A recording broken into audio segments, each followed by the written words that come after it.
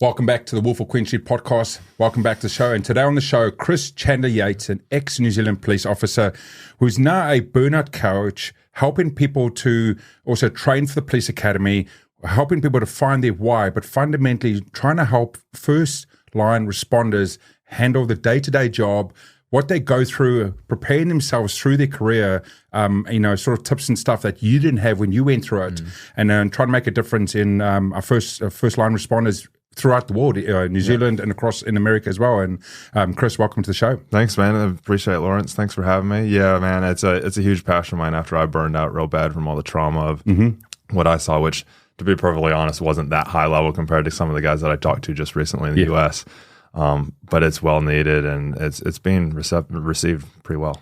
So a bit of a side question, just a little personal family question. Talk to me about this Chandler-Yates thing. I know you did a podcast recently where you mentioned that everyone had to make sure that both names so that both parents were happy. Talk me through that one. Yeah, so I'm originally from California, Northern California, up in Redding.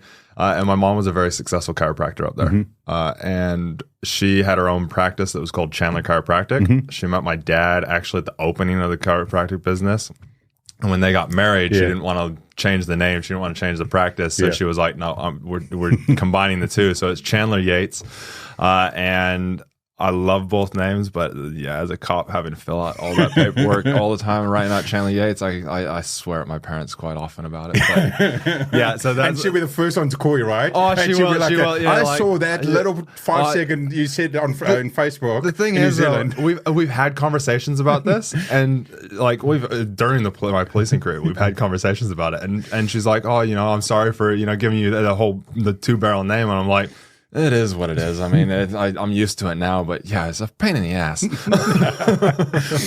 So talk to me, California, New Zealand police. That doesn't really come into most conversations. Most people, a police force, totally. Most of us, I think, as kids and guys growing up, I mean, I spoke about off air, we applied almost exactly the same time.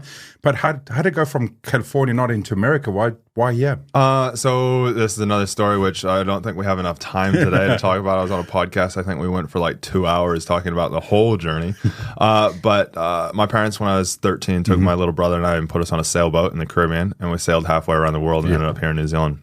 Shame. Yeah. Worse upbringings as a teenager.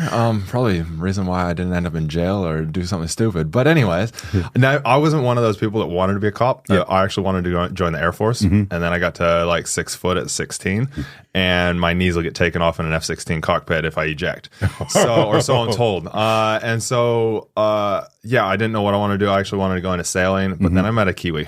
Yeah. And so I got citizenship with my parents here in New Zealand because I arrived just before I was 18. But then I met my now wife, was dating her, didn't want to leave, decided not to go down the sailing route, and was like, what am I going to do? Oh, police is fun. I'll go be like, and I say this to this day, and anybody who's listening, you want to become a cop, don't become a cop because of this reason. I wanted to be like Bad Boys and SWAT. I wanted the fun and the excitement, but at a core, I really wanted to help people, but didn't have that deep purpose, and that's why I help people with that purpose now, and finding and identifying it.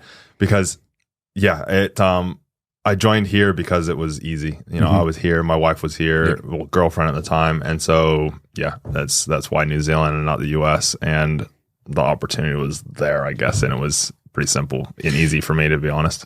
So let's just go through a couple of steps so people that's listening that might be of interest and so forth, or any one of your people that you're helping as well. Is talk about New Zealand Police Force specifically. What is the normal process from an application, just generally, like just apply, or what do you have to go through to go, yep, you can come in, levels, acceptance, and so forth? So we were talking about this before we jumped on air, and it's different now than it was back when you and I applied back in 2008, 2009. So now what you do is there's a few requirements. You have to be able to pass a fitness test, and the fitness test is a 2.4 kilometer run. Depending on your age, it's a points type system, so you have a couple different variants, but ideally, women, you got to be able to do it in 12:15 or less. Guys need to be able to do it in 11:15 or less. You then need to be able to do push-ups, so they're these wide, horrible, out wide at your elbow kind of width, when you lay down in a crucifix. And women have to do a minimum of 15, preferably 20. Guys, minimum of 25, ideally 34. And then you have a static jump, which is above your reach, so many centimeters above your reach, and then a grip test. So you got to be able to hit that. I always tell people, hit that before you even look at applying. Once you apply, then they'll do a initial little interview with you. Then they'll do a bit of a medical type side, medical questionnaire. You might have to go through and get things cleared off by physios, things like that. Then you have to do a academic test. From the academic test, you then do, and sometimes the process is different, so don't quote me on the step-by-step how it actually works. Some districts are different. And then from there, once you do the academic test, then within 8 weeks, normally, you're doing your fitness test. And it can come around really fast. And people don't realize this, and they go, oh, I'll just do it on the day.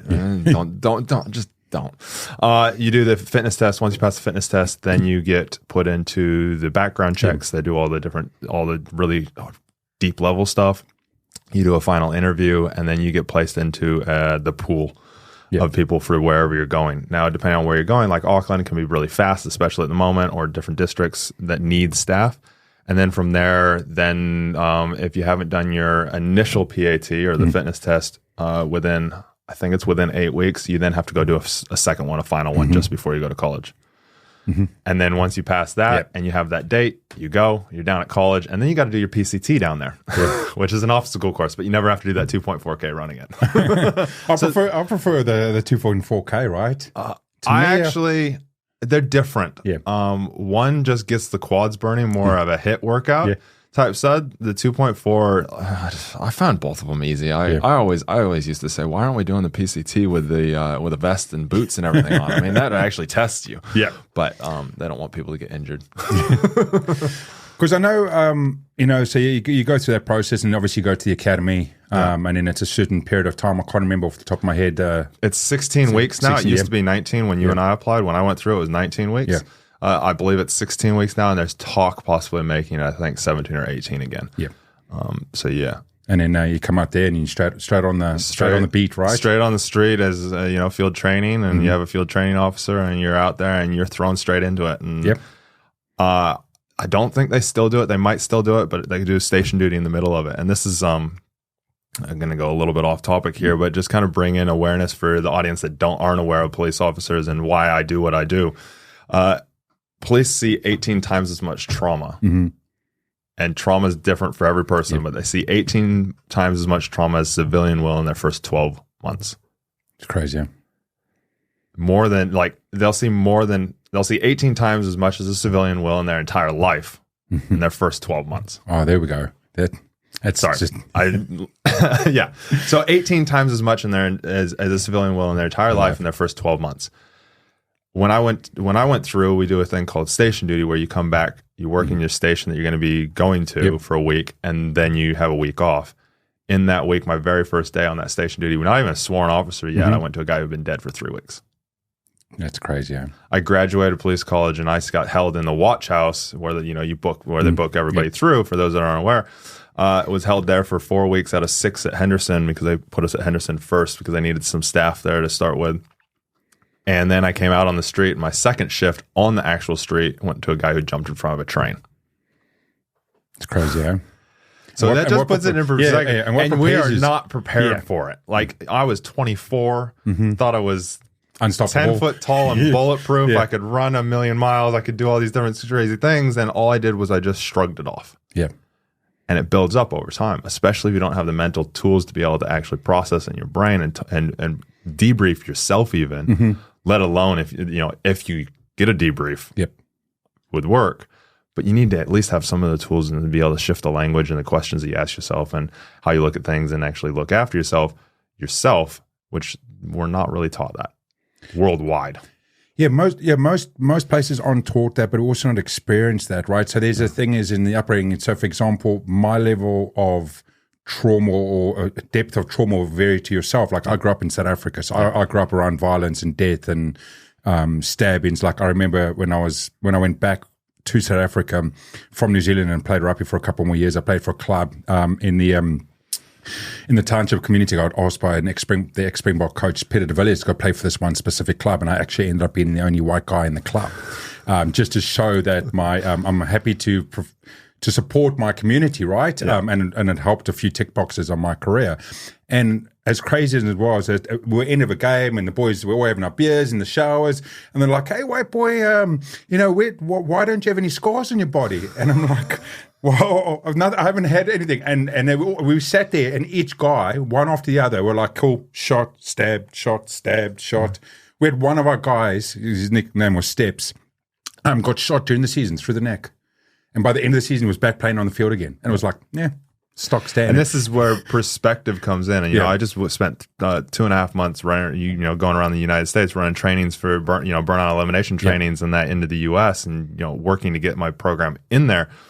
And that was one thing that some people were like, "Oh, your partner getting assaulted and that throwing you down the thing is nothing compared to our, partner getting shot or being in gunshots and that, gunfire and that." I was like, but it doesn't matter. Yep. It's all good. Trauma's trauma, right? But it's, and it's just 100% that trauma's trauma and that stuff. And that's why it's an interesting one, in New Zealand, one of the most beautiful countries in the world, one of the most safest countries in the world. The last 12 months has been a little bit different, but hey, let's just say. So theoretically, most people here would have never seen a firearm, fired one, seen violence. Most of the people on my wing had never even physically held a firearm. I think I was the most experienced shooter at college. Yeah.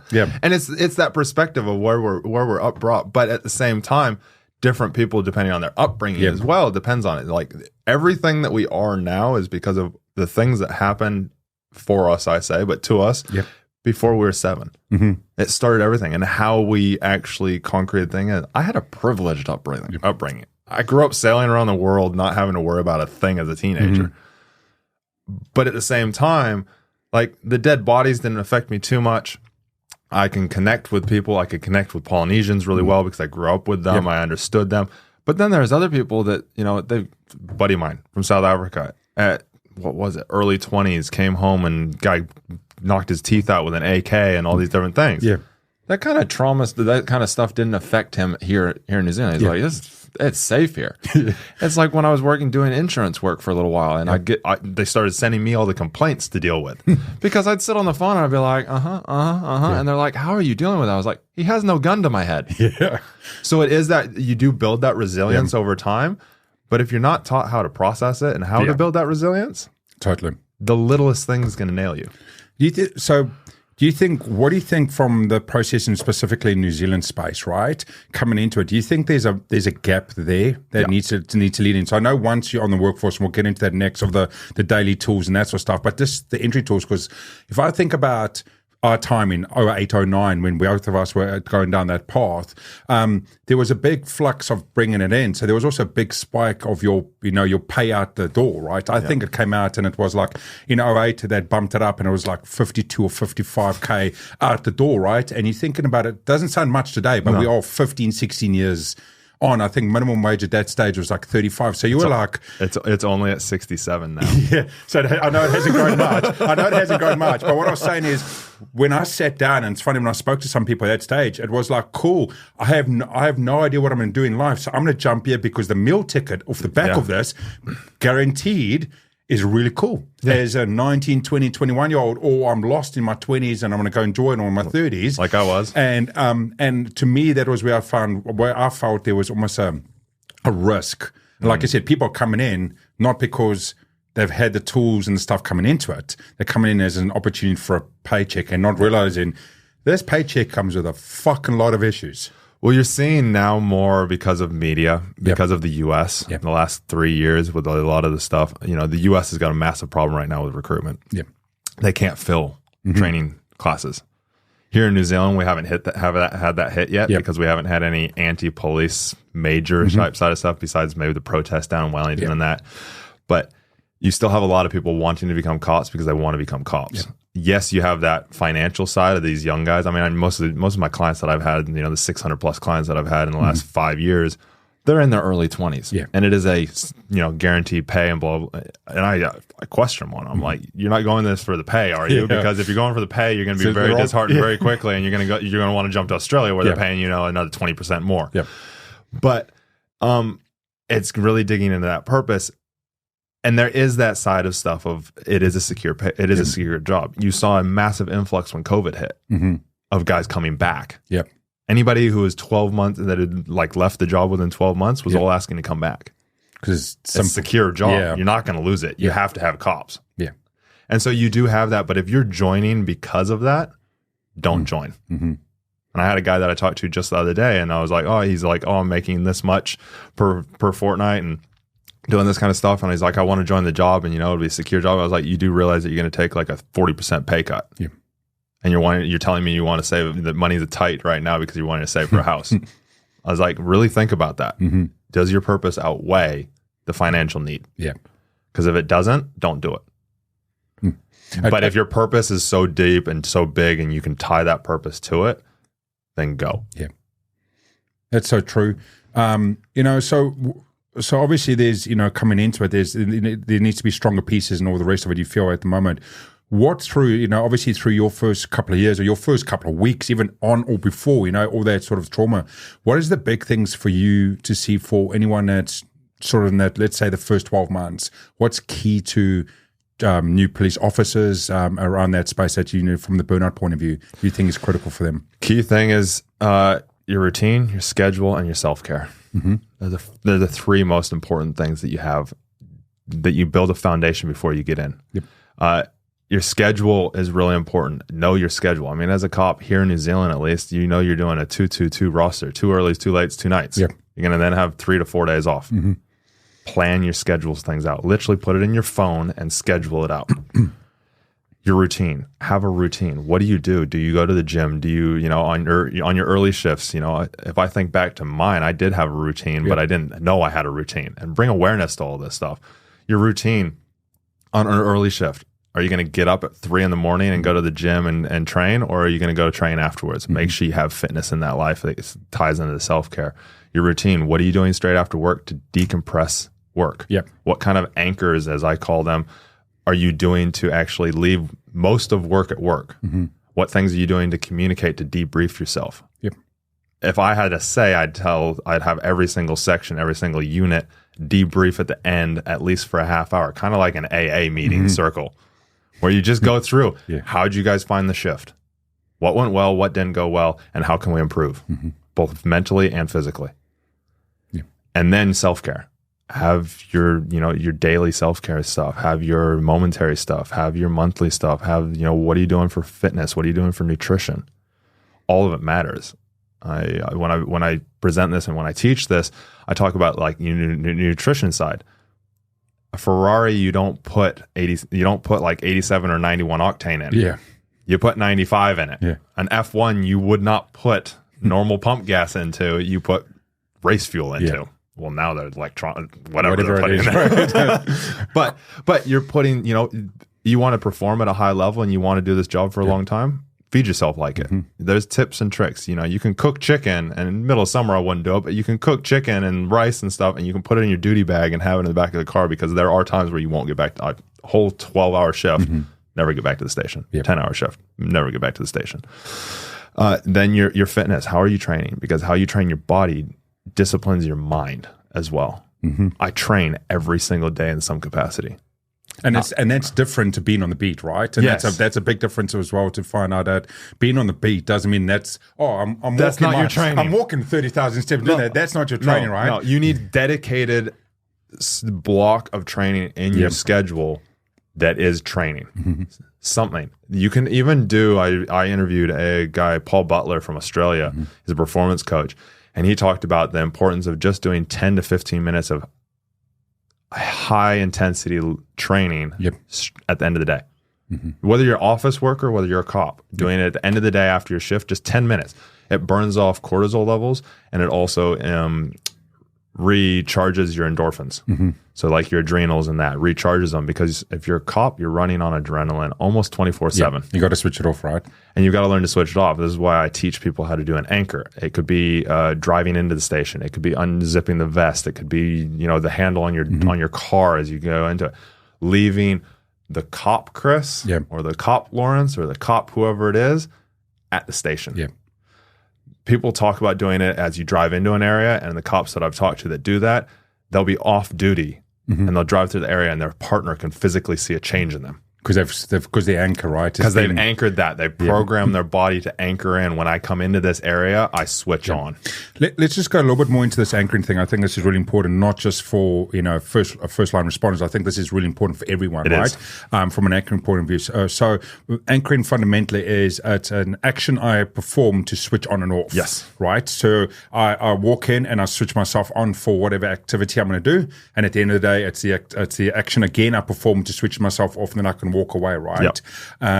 And it can be, like you said, it can be as simple as a motion, a tick, something I physically do, a movement. I know, I think you've spoken about doing like a movement as well. You can do a movement as well. I pound my chest. If I need to get myself driven, directed, and pointed, I pound my chest because I've anchored that in through training. So I'll go for runs, and especially if I'm having one of those days or one of those weeks where it's like, shit's just not going right, and I need to stay driven, directed, and pointed, I'll be like, I command my mind and body to be driven, directed, and pointed. I smack my chest. Whoop, smack the microphone as well. Smack my chest. And I say hoorah at the same time. And so I'll literally do this. So I have a video that's me saying hoorah. Like if you want to get started, let's say, let's go. Hoorah. And so it hoorah is it, and it's also that action of pounding my chest.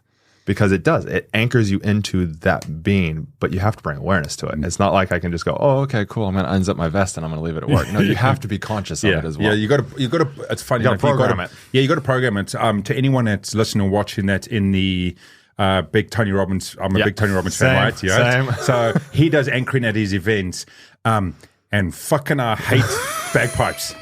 No, I don't hate bagpipes. So he does emotional anchoring and memory anchoring. Sorry, real quick. Which events have you been to? I've done UPW quite a few times, and I crew at them. Okay, cool. Yeah. I did Date with Destiny. Yeah, so I got free tickets for Date with Destiny, and then obviously COVID hit. So I went. So I'm going in Sydney in September. I'm going back to Sydney because it's UPW in Sydney. Yeah, and I crewed there 2019 after my brain surgery, and then I got given best of crew. Out of the 300 crew members, I got voted to best of crew, and then they gave me a Date with Destiny ticket. So I haven't done UPW. Does he do the freedom thing in UPW?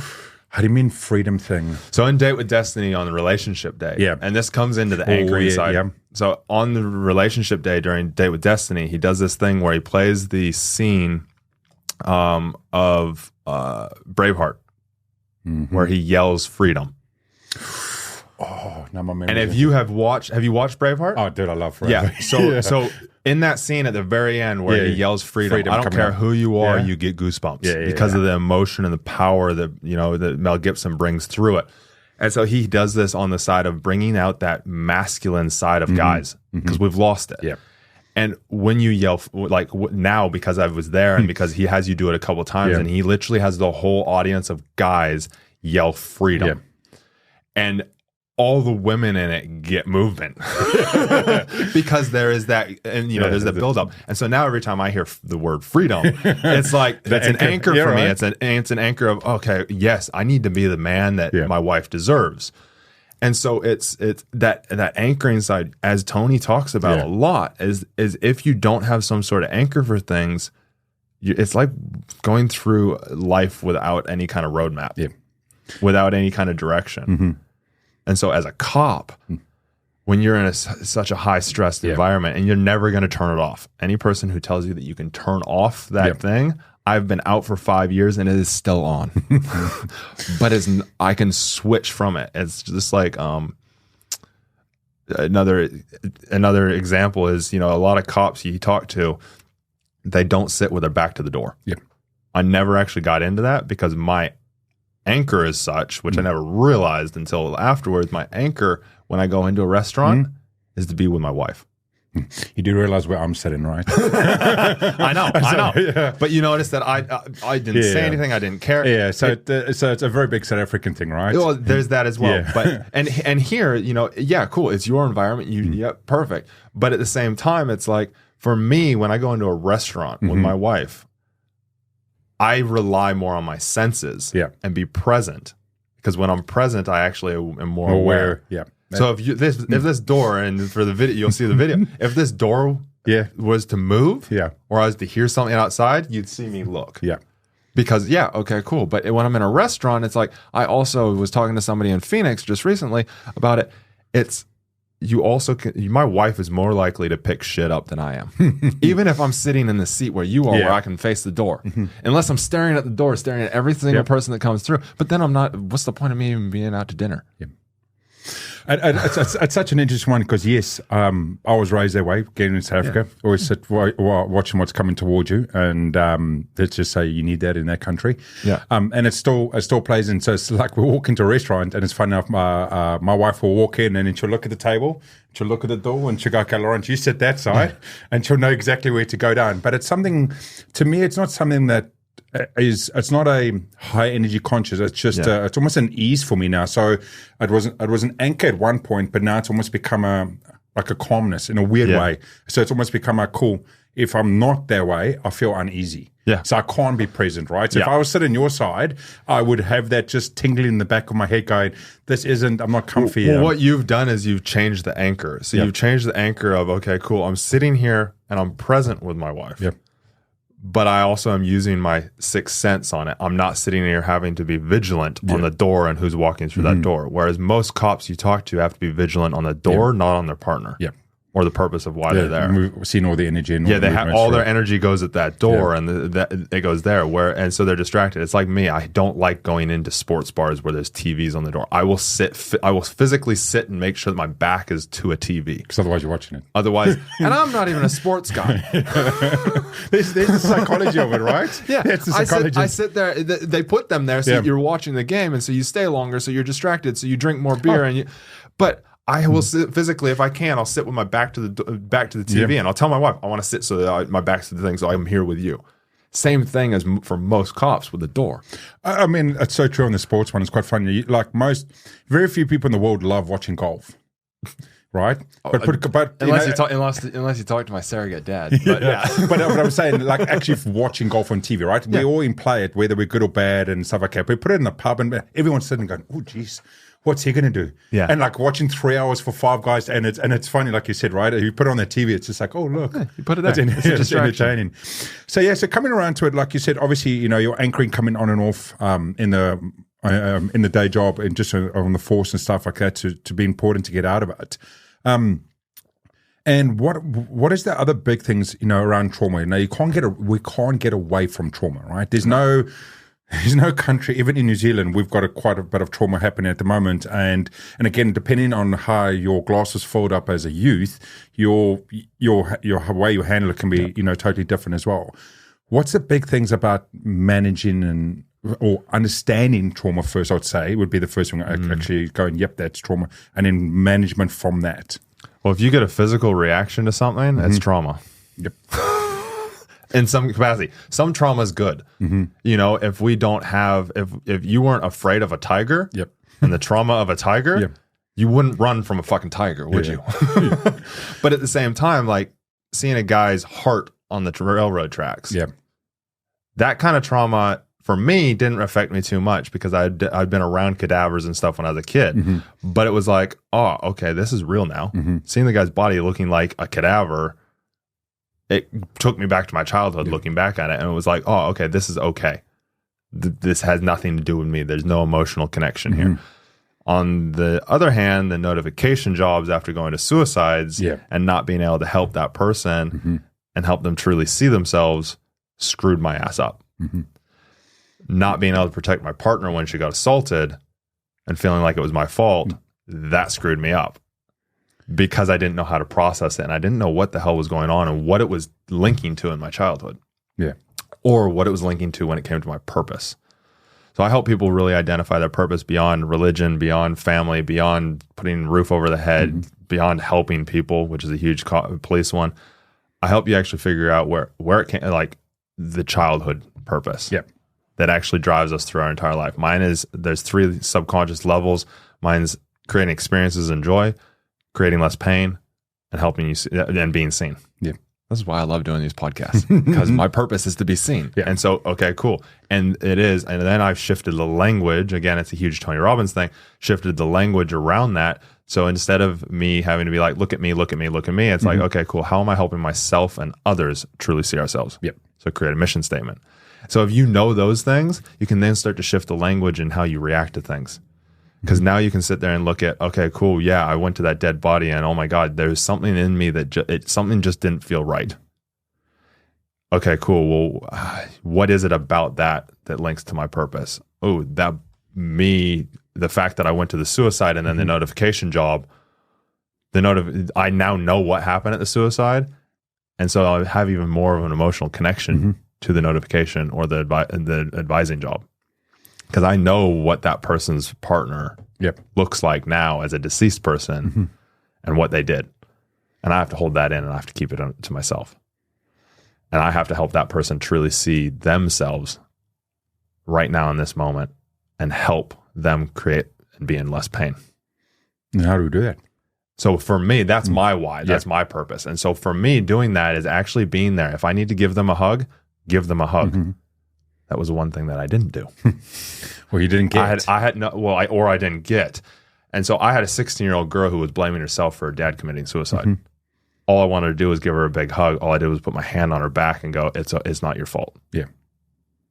And it's almost like a negative it's almost like a negative support, right? Yeah, and for me, it was a negative support. I should have just given her a hug and been like, it's not your fault. Yeah, it's okay. What you're feeling is okay. And done everything in my power, and knowing that I can only do what I know. The next thing as well is that I teach is changing the language and the rules to things. And a neurolinguistic programming thing, it's changing the rules of your values. But what we're doing is we're changing the rules of what serves you and what doesn't serve you when it comes to your mission statement and your purpose. So for example, the big one at the moment, bosses don't care about me, or the bosses aren't around. Well, what's the rule to make it so that the boss is around?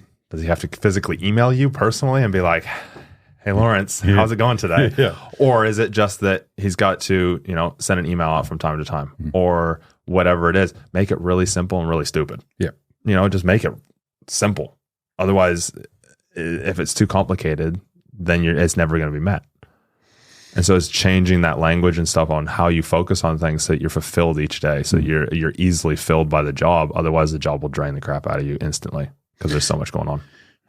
So I know with yourself, there's a couple of things I just want to go through on that one. When you found your trauma and unsure how to handle it, you went down a path of, I'm going to call it addiction because you went into fitness, right? But it was your addiction anyways. I was already in it. Yeah, you're already in it, but you utilize that as your way, as almost like your way out, or your escape, right? And become your addiction, because most people, you find a lot of people that can't switch off. So to anyone, it's a big fan of like those extreme jobs, right? The crab fishing and all those big boats, right?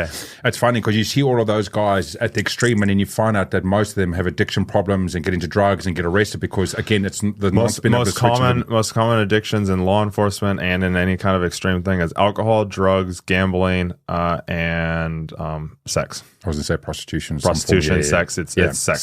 Some sort of thing. And so it turns into adultery. It turns into cheating. I almost cheated on my wife and caught myself and didn't. And that was what shifted and changed my whole trajectory of everything. That's why I'm not a cop to this day. Yeah. Because that happened. I didn't go down the bottle or go down the end up cheating because of my parents. My parents used to drink, fight, and they cheated on each other. And I swore to myself as a young age I'd never do that. Instead, I went into the gym. I could throw things around. I did a post early on in my social media of some boxing gloves saying, "Oh my God, I can actually hit the bag without being angry." Yeah, this is weird because I used to go hit the bag because I wanted to let shit out. I used to throw weights around and make lots of noise and grunt because I wanted it. Now I go to the gym because I bloody enjoy it. Because we need to be showing those stuff, and that's the problem, right? People in society at the moment go and then they don't get taught or give the guidance, and then they find a path which becomes the addiction, and normally, majority of times, it's never beneficial to them. No. As well as, I mean, it can be as simple as we've seen just in the news today is our gang increases and the rest of it, right? Fighting in that community, right? So then there's that whole thing of I don't have something, I don't know how to handle it, so I'll go in, not utilize something, but I'm going into a space where I feel that I'm safe. Where you're seen. You know? Yeah, you go to a space where you're seen. So I've said this for a while, and I didn't realize it while I was a cop, but people go one of two, like gang member, all they've done is gone down the road of the gangs because they want to take things, they want to take their trauma out on other people. Yep. A cop goes into the police because they want to help prevent or overcome the trauma that's happened to them. Training and working with over 600 people in the last 5 years, I've realized that every single cop goes into the police wanting to solve a trauma that's happened to them or that they've seen happen that's caused them to shift in their life. For me, seeing my parents fight and seeing my parents have domestics, I wanted to help stop that. Yep. And so I was like, law enforcement will do it. When I saw the train crash that happened in LA that made me go, I'm joining the police, and seeing what the cops were doing, it was a trauma that I saw, whether it's through the TV or not. I saw it and it reinforced my traumas from my childhood going, police solve problems and they create less pain. Part of my why. Yep. I'm going that way. Now, if I had been involved in and hated the world and was the trauma had caused all this pain and I went down the anger side, gangs could have been down that road. Yeah. They could have been on that trajectory, some sort of gang. The police, as they told me at college, is the welcome to the world's biggest gang. Well, I don't want to say some stuff, but but it's, in some countries, but it is a gang that does good things. Supposed to. Yeah. The police do good things. There are countries, we won't say where, but I know what you're talking about, that don't do so good, but they're necessarily supposed to do good things. And they are a gang. I have connections in the U.S. I've never met people. I went and stayed with people that I'd never met face to face, just virtually. Just because we're cops. Yeah. It's a brotherhood, right? It's a brotherhood. Yeah. Same as the gangs. Yeah. But the gangs are doing malicious things and they're doing bad things under some prefaces that they're good, whereas the police are upholding and they're the enforcers for the government, to be perfectly honest. But they're doing overall more good than they do bad. Yeah, true.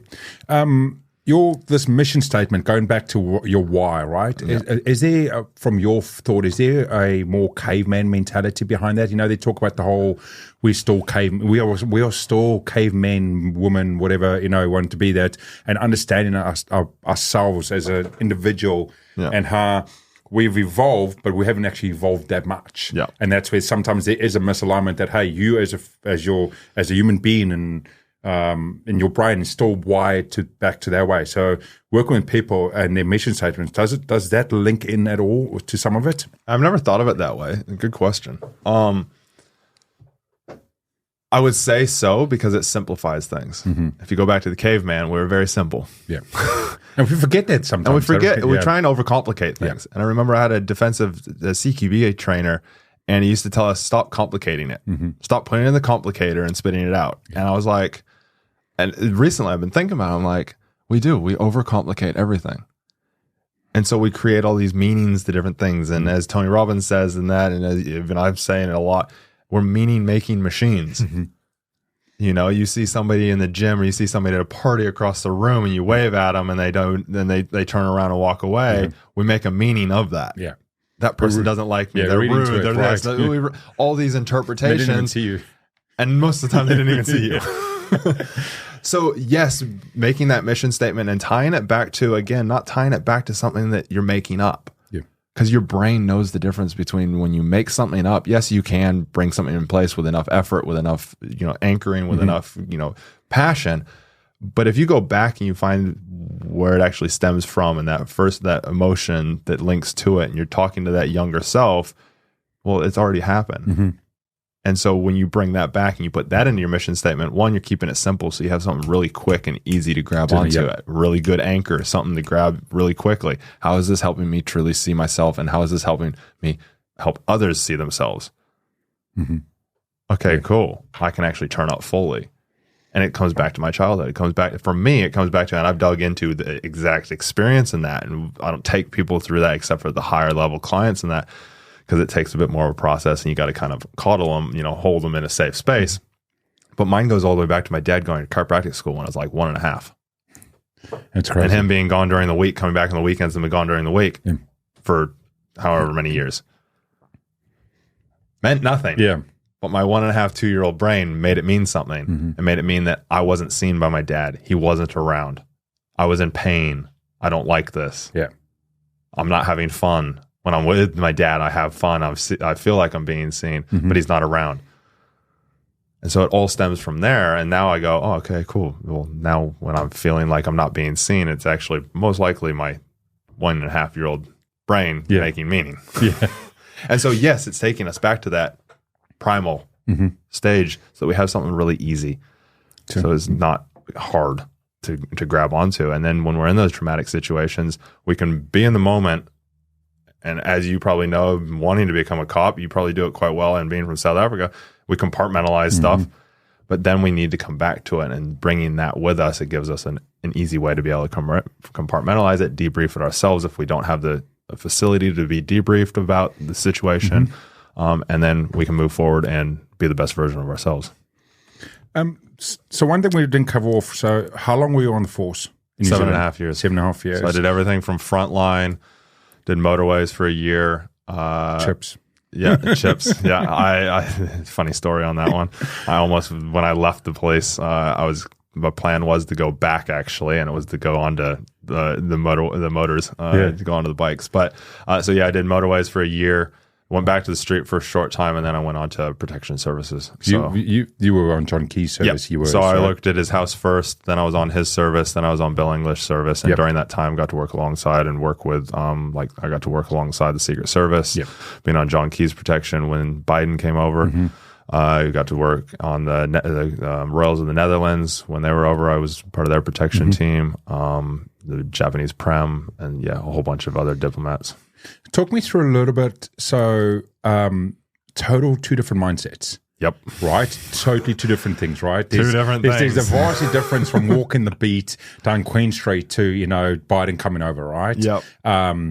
New Zealand's still pretty safe and stuff, but just the pressure and the rest of it. And I think this is really important to people, irrespective of frontline or where they are, is they've got two paths to their career. The first part, and then there might be a second, or as they're going through, but each one is its own block and its own, and it has to be managed and understood as its own, right?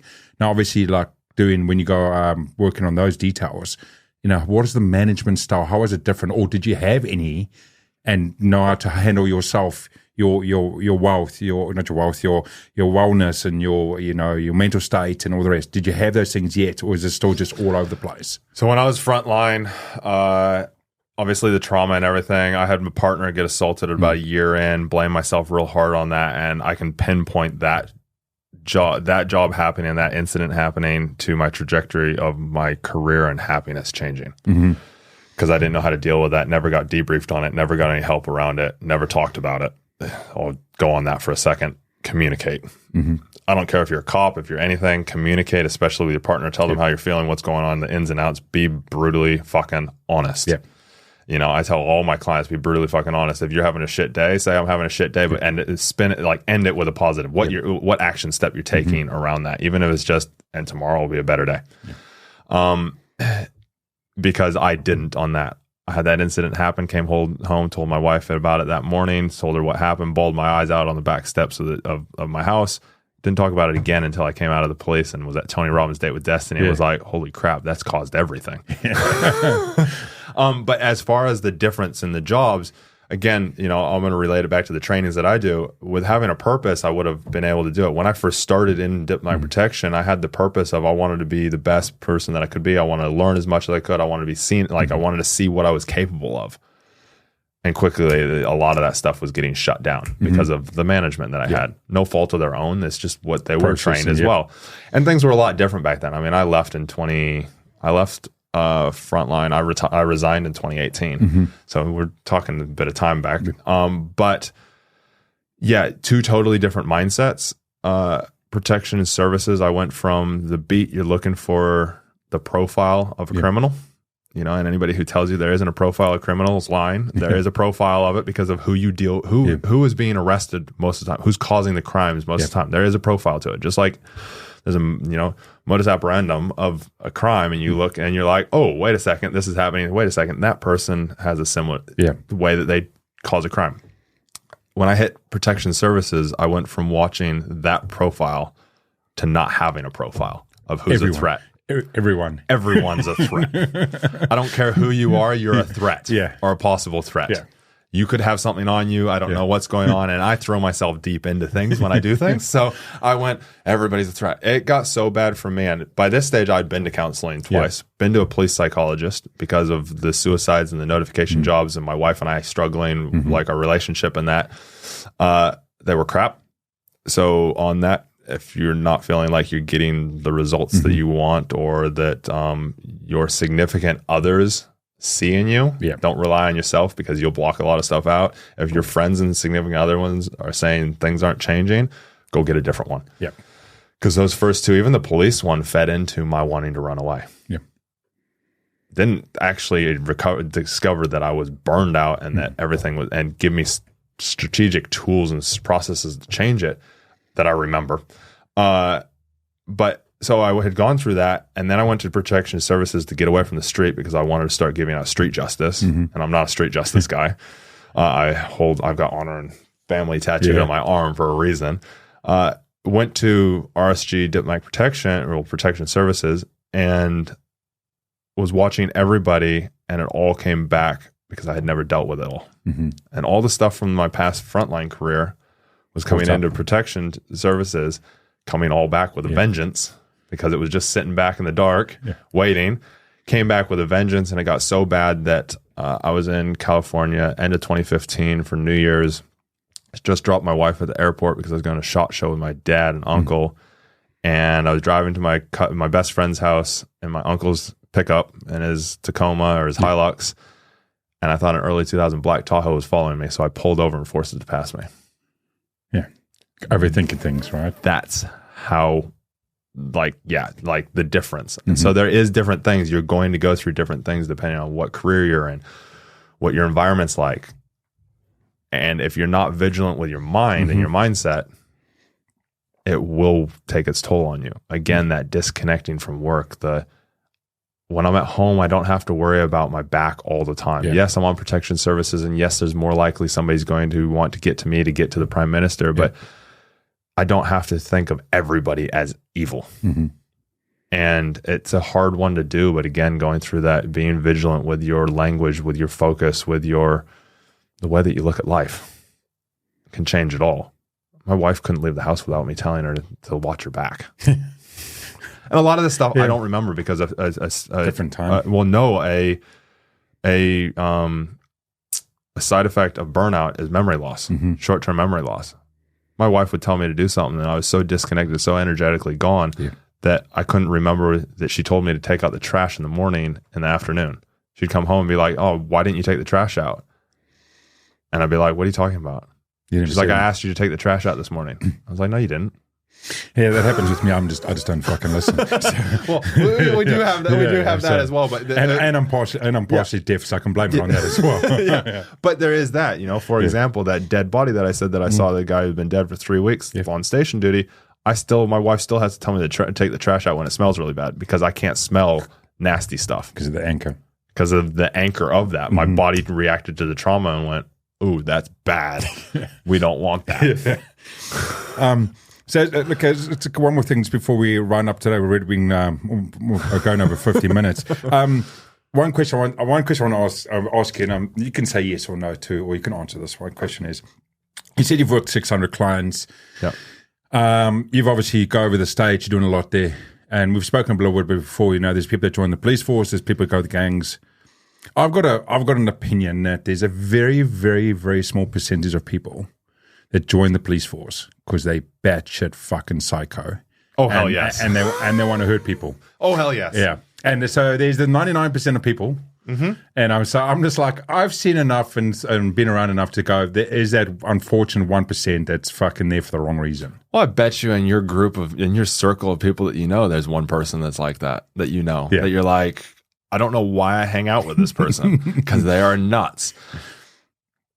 Yes. Yeah.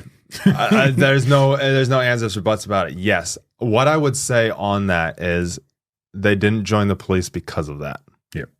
They joined the police because the 1% of themselves, or the 10%, or I'd say more like the 70% of themselves is good. Yeah. But because of the trauma that they've incurred in the past, it's causing them to want to give out what I call street justice. Yeah.